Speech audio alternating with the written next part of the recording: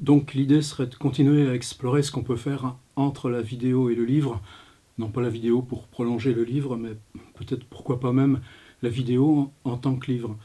Et pour ça, envie de reprendre les traces d'un bouquin qui compte pour moi. Autobiographie des objets, ça fait 3 ans, mais les objets ils sont toujours là, ils m'entourent, je vis avec.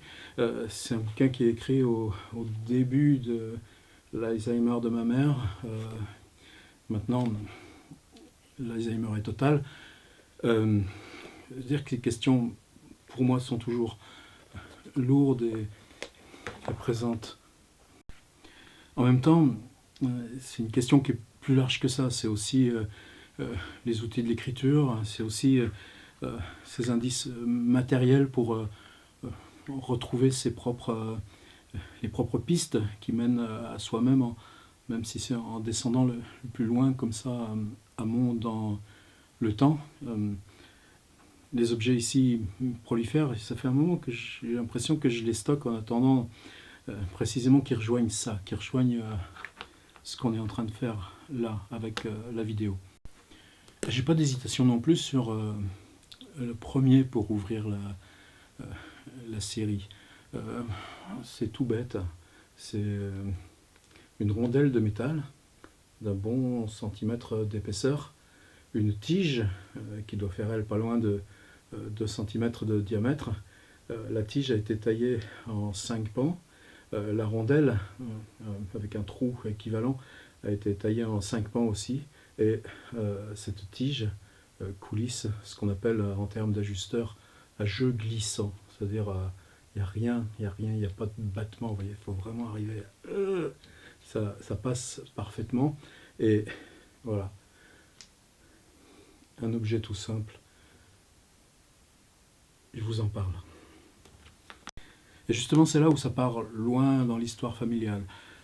On est au 19e siècle, on est sur l'île d'Oléron, on a des types dans ce commerce comme ça, des coquillages et des huîtres, qui fabriquent des paniers d'osier et qui les vendent. Le dernier qu'on connaît, a priori, a 9 enfants. Qu'est-ce que vous voulez que ces types fassent sur ces îles? Maintenant, Oléron, c'est bon, il y a du tourisme. C'était des lieux de misère. Le nom bon, on ne sait même pas trop d'où il vient.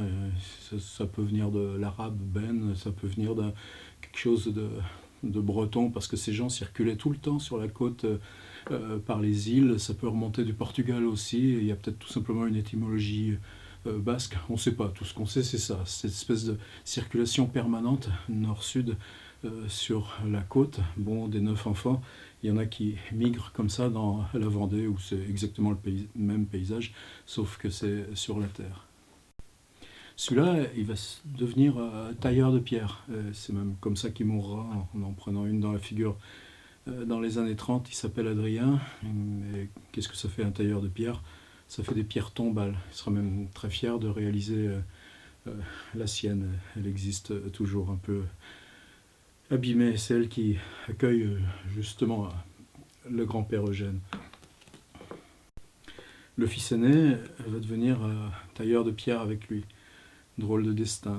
Il y a la guerre 14-18, et toutes les horreurs et tout ce qu'on prend et les blessures, et puis comment on compense après, et puis il n'y aura pas une fin très heureuse. Dans les années 30, on n'en parle pas de ces types qui meurent comme ça 15 ans après leur retour de la guerre. Et puis l'autre, dans quoi on le met? On se les partage entre apprentis comme ça, dans ceux qui sont dans le village, des petits artisans, il y en a pour tout. Il ira faire un apprentissage de menuisier. Il est né en 1899, comme dans le même zoo comme ça que Henri Michaud, Francis Ponge, Nathalie Sarraute, mais évidemment, tous ces gens-là, il ne les connaîtra pas. Apprenti menuisier quand on a 15 ans en 1914, en 1915-1916, on ramasse tout le monde, tous ces gamins de 16-17 ans, et on les envoie où? À Paris. On les envoie sur le front? Non, pas encore. Il a la chance d'être une année près, d'être un tout petit peu trop jeune. Mon grand-père maternel, lui, il est à Verdun, avec un petit carnet de poèmes dans la poche. Ça aussi, le petit carnet de poèmes, ce sera une vidéo tout bientôt. Je suis content d'ouvrir cette série. Merci à vous tous d'être là. On fait ça pour soi, mais on ne le ferait pas s'il n'y avait pas ce partage qui qui s'inaugure comme ça, en temps réel, sur des objets que je voudrais courts, compacts, mais j'ai jamais été doué pour le court, vous le savez bien. Est-ce qu'on a besoin de menuisier dans la guerre 14-18? Non, ce qu'on a besoin, c'est de ferrailloux. On le met dans ces usines qui prolifèrent autour de Paris, je crois que c'est Puteaux, ou Boulogne, enfin dans ces coins-là. Et là, c'est ces usines qui fabriquent tout le matériel, les freins ou ces objets pour les canons de 75. Et puis bien sûr, l'objet technologique mirifique, l'objet technologique qui change tout, l'avion. Ben, qu'est-ce qu'il en sera fier, mon grand-père? Je vois toujours dire, en tendant la main comme ça, j'ai touché le manteau de Guinemer. Et après, moi, j'ose pas trop imaginer ce que c'est la vie de gamin de 17 ans comme ça, balancé apprenti comme ça à Paris, où est-ce qu'il vivait, où est-ce que... Bon, je pense qu'il s'est toujours ancré comme ça dans le 15e. Paris accueillait les types comme ça, tout autour, selon les départements d'où ils venaient, puis jamais vraiment bougé de ce quartier-là. C'est comme ça qu'il fait la guerre, en devenant artiste en métal. Et puis la guerre est finie, 1918. Il n'est pas monté au front, mais il est devenu ajusteur savant, il a travaillé sur les moteurs d'avion. Il a toujours cette énorme admiration pour ces formidables mécaniques, c'est plus lourd que l'air, ces étoiles, ces cylindres qui grimpent comme ça. Et qu'est-ce que ça suppose pour celui qui fait ça à son établi, sachant ce qui s'y joue derrière de la vie d'un bonhomme. Qu'est-ce qu'on fait après la guerre? Il reste à Paris. Il est devenu parisien. Ça aussi, il y a plein de petits fils à explorer par derrière. Il va même vivre rue Le Pic, la maison juste d'à côté d'un autre qui s'appelle Louis-Ferdinand Détouche, future Céline. Mais là encore, il n'y aura pas de rencontre, qu'est-ce que vous voulez. Et secret à Paris, c'est le moment où à Paris reviennent comme ça. Qu'est-ce qu'on en fait de tout ce matériel de guerre, toutes ces espèces de camions brinque-ballants, ce qu'on appelle, vous savez, les taxis de la Marne, toute cette infrastructure mécanique qui petit à petit a relayé les chevaux comme ça, loin au bout de ces tranchées. Ces trucs-là, on les ramène à Paris, et puis ça va être l'élan mécanique du siècle. On est en 1920. À Paris, c'est la TCRP, les transports, ce qui viendra plus tard la RATP, mais bien plus tard. C'est des grands ateliers qui existent toujours derrière le 104, là maintenant, vous voyez, ça s'appelle Championnet. Il y a toujours des entrepôts et des dépôts de la RATP à cet endroit-là. Le matériel de guerre, il faut le reconvertir en matériel civil. On va fabriquer justement des camions, des autobus, et puis ainsi de suite. Mon grand-père, comment il circule? Il a acheté pour presque rien aux Américains qui s'en allaient une Harley Davidson. Il roule en moto. C'est un bonhomme curieux. Il a toujours traîné avec lui, et peut-être justement, c'est de ça que je tiens, et malgré moi, et ça m'aurait bien fait gerber si on m'avait dit ça à 15 ans, une espèce de musée mécanique. Dans ce musée mécanique, il y avait son poste à galène, ses premiers postes qu'on fabriquait soi-même avec des enroulements de cuivre et puis un petit rhéostat qui se baladait dessus pour capter la radio. Vous savez, ce fabuleux texte de Robert Walser, aussi en 1920, où il raconte comment à Berlin, il entend un concert qui est joué à Vienne. Il avait gardé aussi les bassines dans lesquelles il faisait ses premiers tirages photos par sténopée, et puis après son premier appareil photo, et tout ce qui était ferraille, il gardait tout. Qu'est-ce qu'il pouvait garder d'autre? De toute façon, il n'avait que ça.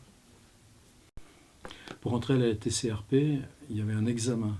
Est-ce que c'était juste un truc formaliste? Non, probablement pas. Il devait être des milliers comme ça de leur province à essayer de se reconvertir comme on reconvertissait les engins de guerre. Il a 10 heures. Je le revois encore. Il est mort en 1997, donc presque centenaire. Ouais, ça lui restait. C'est une espèce de truc. C'était un grand moment de sa vie. C'était quoi le grand moment de sa vie? Ils avaient 10 heures. Dans ces 10 heures, donc, on leur donnait ces 2 bouts de ferraille. Et eux, ils avaient quoi? Je les ai toujours aussi, les petits outils, un rapporteur, une équerre, une pointe à tracer, une lime, et puis débrouillez-vous les gars. En 10 heures, il fallait que vous arriviez à ça.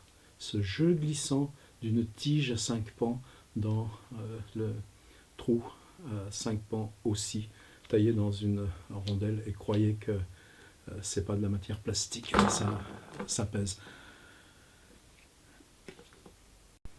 Cet objet, mon grand-père l'a toujours gardé, et dans les premiers temps où il a fallu les héberger en maison de retraite, bon, il n'était pas contre, il savait qu'il pouvait plus tenir autrement, mais il y avait souvent les larmes qui lui venaient aux yeux. Non pas d'être là, mais de ce qu'il avait laissé, de cette espèce de ce petit établi qu'il avait toujours tenu, pourvu qu'il ait un établi, un étau, et puis ses outils pas loin. Qu'est-ce qu'il faisait? Bon, pas du gros bricolage sur la fin, mais en même temps, il aimait nous le raconter, tout ça. Et un jour, dans cette maison de retraite, en venant le voir, j'étais passé dans son petit atelier de la maison, qui était du coup inhabité, et j'avais récupéré ça. Et je lui avais emporté à la maison de retraite. Je lui ai dit, tiens, je t'ai amené ça, tu le reconnais? Évidemment qu'il le reconnaissait. Donc c'est un objet qui l'a accompagné jusqu'au bout de sa vie. C'est pas plus, c'est modeste, c'est rien. C'est du temps aussi. Nous, on réfléchit tout le temps dans notre économie de l'attention, que dans cette vidéo, c'est du temps. On occupe 10 heures de temps, 10 heures de fabrication avec quelque chose de manuel. Si ça loupe, ça ne se rattrape pas. Attention, tout doit être parfait, et la perfection, elle se mesure aussi juste du doigt, parce que simplement ça fait 5 cm, et c'est que c'est 5 cm, bon, ce truc a 100 ans maintenant. C'est un jeu, vous voyez, il n'y a pas de matière grasse, il n'y a rien pour faciliter, c'est juste l'acier un petit peu oxydé, et ben ça glisse encore parfaitement. C'était ça, le test. Quelque chose qui nous ramène à cette loi des deux mains, quelque chose qui nous ramène à ce temps où on est seul devant quelque chose. Si on travaille des mots, si on travaille l'assemblage d'une phrase, est-ce que c'est si différent? Non. Peut-être justement, c'est ça qu'il s'agirait de réapprendre. C'est juste pour ouvrir cette série. Je ne sais pas où elle va m'embarquer, mais je suis vraiment sûr de moi. Il ne s'agit pas de parler de mon livre. Il s'agit de rentrer dans le livre, là où on va le refaire de la même façon, peut-être justement parce que le rapport de la vidéo au texte n'est pas annulé. Le texte, il est en arrière, il y a le lien là juste en dessous de la vidéo pour le retrouver à l'intérieur du site. Mais qu'est-ce qui se passe aussi dans cette relation de l'écrit à la parole? Est-ce que quand on parle comme ça dans une adresse et dans un ralenti du temps, on se retrouve dans cette même loi que l'écriture? Qu'est-ce qu'on a préparé à l'intérieur de soi-même? Qu'est-ce qu'on ne refera pas, même si la vidéo est maladroite et qu'apprendre à se servir de ces appareils, c'est pas simple non plus. Voilà, c'était ça la mise en chantier, et puis la suite au prochain.